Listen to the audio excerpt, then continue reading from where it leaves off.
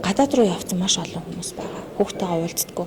Гэтэл хүүхдтэй уулзах харилцаан дээр бид нар онлайнаар уулзах уу тий гэдэг асуудлыг ярихаас гадна салалтын дараах тэр зан үйлийн эмгэггүй хүчирхийллийн асуудлуудыг хүүхдтэйгээ уулзахдаа шууд шийдэх юм уу эсвэл тэр хүчирхийлэгч гэдэг юм уу одоо нөгөө хүүхдийн эрүүл мэнд сэтгэл санаанд тохирол үзүүлээд байгаа хүнд засал хийсний дараа уулзахтай гэдэг асуудлыг бас ярихгүй байгаа байхгүй.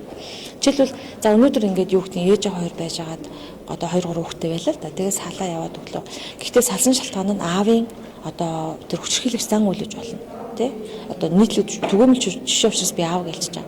А гэхдээ салсын дараа салчлаа тустай амьдрдаг боллоо. А гэхдээ аавын тэр одоо хүчирхийлэгч зан үйл нь хүүхдтэйгээ уулзах зөвшөөрөл өгчлөстэй шүү. Гэтэл хүүхдтэйгээ уулзсан үедээ давтагддаг болох юм. Тэр асуудлыг бид нар одоо ярих хэрэгтэй байхгүй.